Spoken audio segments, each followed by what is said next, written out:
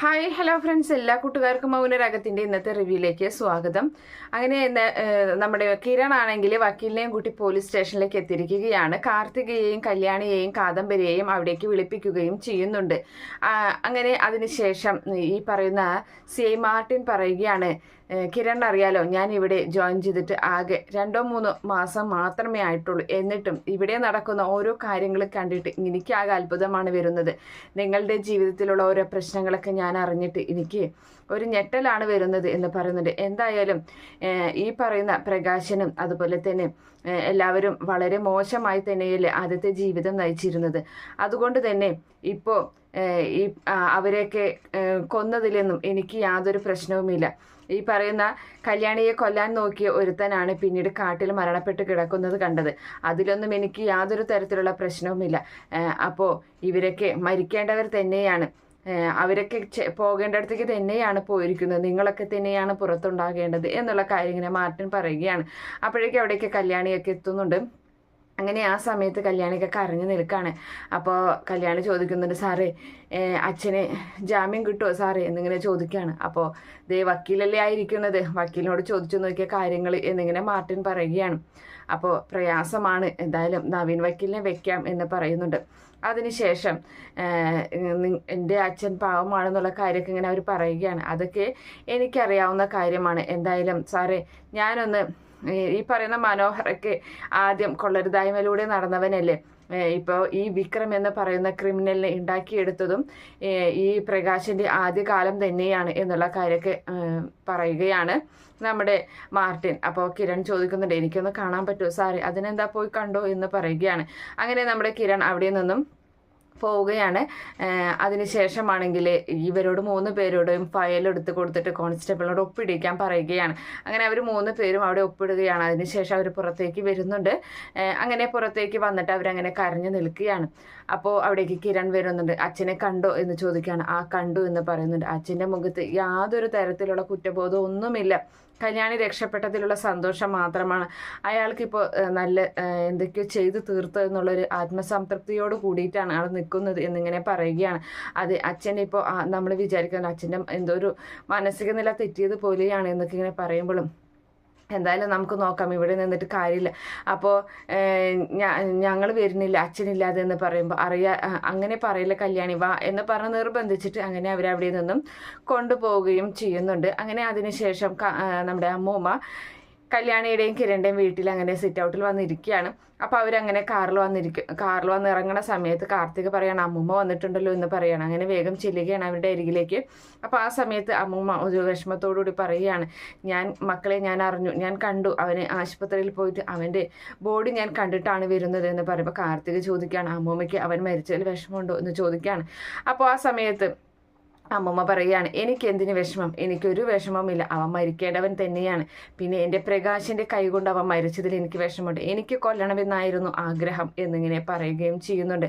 പ്രകാശമോളെ ഞാൻ അരികിലേക്ക് വന്നപ്പോഴും പറഞ്ഞിരുന്നു, എനിക്ക് ഇപ്പോഴാണ് അവനൊന്ന് ജീവിച്ചു തുടങ്ങിയത്, ജീവിതം എന്താണെന്ന് അവൻ മനസ്സിലാക്കിയത് അവൻ ഇപ്പോഴാണ് എന്നിങ്ങനെ പറയുന്നുണ്ട്. പക്ഷെ അത് കുറച്ച് നാളല്ലേ അവന് ജീവിക്കാൻ പറ്റുള്ളൂ.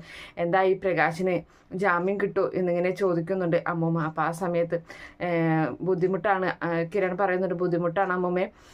എന്തായാലും അവനെ കൊന്നതിന് ശേഷം പോലീസിനെ വിളിച്ച് പറഞ്ഞതാണ് പ്രശ്നമായത്. അങ്ങനെ അവനെ കൊന്നിട്ട് എന്നെ ഒന്ന് അറിയിച്ചിരുന്നെങ്കിൽ ഞാൻ അവനെ എന്തെങ്കിലും കൈകാര്യം ചെയ്യില്ലായിരുന്നു. ഒരാളും അറിയാതെ അവൻ എന്തെങ്കിലും ഞാൻ ചെയ്യില്ലായിരുന്നു എന്ന് പറയുന്നുണ്ട്. അതാണ് പ്രകാശൻ ചെയ്ത തെറ്റ് എന്നിങ്ങനെ പറയുകയും ചെയ്യുന്നുണ്ട് അമ്മൂമ്മ. അതിനുശേഷം അവനെ തൂങ്ങിയിട്ടിട്ട് അവൻ അവിടെ നിന്ന് പൊക്കോട്ടെ, രക്ഷപ്പെട്ടു പോകായിരുന്നു അച്ഛന്. അപ്പോൾ അവന് തന്നെ തൂങ്ങിയതാണെന്ന് പറയും. ഇതിപ്പോൾ സാക്ഷികൾ ആരും ഇല്ലല്ലോ. ഇതിപ്പോൾ സ്വയം വിളിച്ച് പറഞ്ഞ് കുറ്റം ഏറ്റെടുത്തത് കൊണ്ട് ജാമ്യം കിട്ടാനൊക്കെ പാടാണ് എന്നുള്ള കാര്യങ്ങളെ പറയുന്നുണ്ട്. എന്തായാലും അമ്മമ്മ പറയാണ്, വാ മക്കളെ നിങ്ങൾ എന്തെങ്കിലും കഴിച്ചോ എന്ന് ചോദിക്കുകയാണ്. അപ്പോൾ കല്യാണി പറയുന്നുണ്ട്, ഇല്ല അമ്മമ്മ ആരൊന്നും കഴിച്ചിട്ടില്ല എന്ന് പറയണം. അപ്പോൾ വാ മക്കളെ ഞാൻ ഭക്ഷണം എടുത്ത് വയ്ക്കാം. വേണ്ട അമ്മമ്മ, എനിക്കൊന്നും വേണ്ട, എനിക്ക് ഭക്ഷണമൊന്നും വേണ്ട എന്നിങ്ങനെ കല്യാണി പറയുന്ന സമയത്ത് നമ്മുടെ കിരൺ പറയണം അത് ശരിയാവില്ല, ഭക്ഷണം കഴിക്കുക, നീ എനിക്ക് മരുന്നൊക്കെ കഴിക്കാനുള്ളതാണ്, നിന്റെ മുറിവൊന്നും ശരിക്കും ഉണങ്ങിയിട്ടില്ല എന്ന് പറയുന്നു. അപ്പോൾ അത് ശരിയാണ് കല്യാണി എന്നിങ്ങനെ കാർത്തികയും പറയുന്നുണ്ട്. അങ്ങനെ അതിനുശേഷം അമ്മൂമ്മ അവളെ പിടിച്ചകത്തേക്ക് കൊണ്ടുപോകുന്നുണ്ട്. 3 പേരക്കുട്ടികളും അമ്മൂമ്മയുടെ പുറകെ ആയിട്ട് പോവുകയും ചെയ്യുകയാണ്. അങ്ങനെ അതിനുശേഷമാണെങ്കിൽ നമ്മുടെ സരയുവിനെയാണ് കാണിക്കുന്നത്. സരയു ആണെങ്കിൽ വളരെ വിഷമിച്ച് അങ്ങനെ ഇരിക്കുകയാണ്. അപ്പോൾ ആ സമയത്ത് താര വരുന്നുണ്ട് സരയുടെ അരികിലേക്ക്. സരയനോട് ചോദിക്കുകയാണ്, മോളെ ഭക്ഷണം കഴിക്കാൻ വായു എന്ന് പറയുമ്പോൾ, എനിക്ക് വേണ്ട ഭക്ഷണം, എനിക്ക് ഭക്ഷണമല്ല വേണ്ടത്, ഞാനൊരു കാര്യം പറയാം, നിങ്ങൾക്ക് വയറ് നിറച്ച് ഭക്ഷണം കഴിക്കാനുള്ളൊരു സന്തോഷ കാര്യം ഞാൻ പറയാം നിങ്ങളോട്. അവനില്ലേ ഞാൻ കൊല്ലാനേൽപ്പിച്ചില്ലേ സരയുവിനെ, കല്യാണിയെ, അവൻ ഇപ്പോൾ ഭൂമിയിലില്ല. ഇന്നലെ ഞാൻ അവനോട് ആ ഗ്രൗണ്ടിലേക്ക് വരാൻ പറഞ്ഞതും കല്യാണിയുമായിട്ട് ഞാൻ ഗ്രൗണ്ടിലേക്ക് നടക്കാൻ പോയതും അവൻ കൊല്ലാൻ വരുമെന്നുള്ള പ്രതീക്ഷയിൽ അവൻ്റെ കയ്യിൽ തോക്കുണ്ടായിരുന്നു. പക്ഷേ അവൻ മരിച്ചു എന്ന് പറയുമ്പോൾ നമ്മുടെ താര ഒന്ന് ഞെട്ടുകയാണ്. അപ്പോൾ ആ സമയത്ത് താരയോട് ചോദിക്കുന്നുണ്ട് സരയു, അല്ല ആരാ കൊന്നതെന്ന് നിങ്ങൾ ചോദിക്കുന്നില്ലേ എന്ന് ചോദിക്കുകയാണ്. അപ്പോൾ ആ സമയത്ത് അവളങ്ങനെ മിണ്ടാതെ നിൽക്കുകയാണ്. അയാൾ തന്നെ അച്ഛൻ തന്നെ വളർത്ത് വഷളാക്കിയില്ലേ, മകനെ വളർത്തിയില്ലേ ഒരു അച്ഛൻ, അവൻ തന്നെയാണ് കൊന്നത് എന്നിങ്ങനെ പറയണ കേൾക്കുമ്പോൾ താരയ്ക്ക് ഒരു ഞെട്ടലുണ്ടാകുകയാണ്. ഇനിയിപ്പോൾ സമാധാനമായിട്ട് നിങ്ങൾ ഭക്ഷണം കഴിച്ചോ എന്ന് പറയുന്നുണ്ട്. അല്ല ഞാനൊരു കാര്യം ചോദിക്കട്ടെ, മകനെ സ്വന്തം അച്ഛൻ കെട്ടിത്തൂക്കി, ഇനിയിപ്പോൾ നിങ്ങൾ എന്നെ കെട്ടിത്തൂക്കോ? അല്ല ഞാൻ അറിയാൻ പാടില്ലാത്തതുകൊണ്ട് ചോദിക്കുകയാണ്. അങ്ങനെയാണല്ലോ, ഇപ്പോൾ ആദ്യം എനിക്ക് നിങ്ങളെ ഒരുപാട് വെറുപ്പായിരുന്നു, ഇപ്പം നിങ്ങളെനിക്ക് ഒരു ഇഷ്ടം തുടങ്ങിയതാണ്, പക്ഷേ ഇപ്പോൾ ഈ ഒരു സാഹചര്യത്തിൽ എനിക്ക് നിങ്ങളെ വെറുപ്പ് തുടങ്ങിയിട്ടുണ്ട്. ഈ വെറുപ്പ് അധികമായി കഴിഞ്ഞാൽ നമ്മൾ തമ്മിൽ ഒരു വീട്ടിലുള്ള ജീവിതം ഉണ്ടാകില്ല എന്ന് പറഞ്ഞ് അങ്ങനെ നിൽക്കുകയാണ്. നിങ്ങളിപ്പോൾ എൻ്റെ ശത്രുവാണ് എന്ന് പറയുമ്പോൾ താര ചോദിക്കുന്നുണ്ട്, ഞാനോ? അത് നിങ്ങളെന്നെ കൊല്ലും, അപ്പം ഞാനൊന്നും അങ്ങനെ ചെയ്യില്ല എന്ന് സരയുവിനോട് താര പറയുകയാണ്. നിങ്ങൾ എന്തായാലും എൻ്റെ മുന്നിൽ നിന്ന് പോയി എന്നും പറഞ്ഞ് താരയെ അവിടെ നിന്ന് ആട്ടിപ്പായിക്കുകയാണ് സരയും. എന്തായാലും താര അവിടെ നിന്ന് സങ്കടപ്പെട്ടു പോവുകയും ചെയ്യുന്നുണ്ട്. അതിനുശേഷമാണെങ്കിൽ നമ്മുടെ കിരണെയാണ് കാണിക്കുന്നത്. കിരണും അതുപോലെ തന്നെ ചന്ദ്രസേനോടും അമ്മയോടൊക്കെ കാര്യങ്ങൾ പറഞ്ഞിട്ട് അങ്ങനെ കിരൺ ഇരിക്കുകയാണ്. എന്തായാലും പ്രകാശൻ ഇങ്ങനെ ഒരു കാര്യം ചെയ്യുമെന്ന് ഒട്ടും പ്രതീക്ഷിച്ചില്ല. പ്രകാശിൻ്റെ സ്വഭാവമൊക്കെ വളരെ മോശമായിരുന്നു, ഞാനൊക്കെ എത്രയോ അവനെ തല്ലിയിരിക്കുന്നു എന്ന് ചന്ദ്രസേന പറയുന്നുണ്ട്. അതെ, ഇപ്പോൾ ഈ മക്കളെ സ്നേഹിച്ചു തുടങ്ങിയപ്പോൾ അവന് നല്ല ജീവിതം കിട്ടി, അതൊക്കെ അവനിപ്പോൾ മക്കൾക്ക് വേണ്ടിയിട്ടാണ് അവൻ ഇങ്ങനെയൊക്കെ ചെയ്തത്. അപ്പോൾ നമ്മുടെ കിരൺ പറയുന്നത് ഒരു കുറ്റബോധവും ഇല്ല അച്ഛാ, നല്ല സന്തോഷത്തോട് കൂടിയിട്ടാണ് അങ്ങനെ നിൽക്കുന്നത്, കല്യാണിയുടെ ജീവൻ രക്ഷപ്പെടുത്തല്ലോ എന്നൊക്കെയാണ് പറയുന്നത്. ഇപ്പോൾ ആരെയും പേടിക്കണ്ടല്ലോ ജീവിക്കാനായിട്ട് എന്നൊക്കെയാണ് പറയുന്നത് എന്ന് പറയുമ്പോൾ അത് ശരിയാണ് എന്ന് പറഞ്ഞിട്ട് എന്തായാലും പ്രകാശനെ ഒന്ന് പോയി കാണണമെന്ന് ചന്ദ്രസേനനും പറയുന്നുണ്ട്.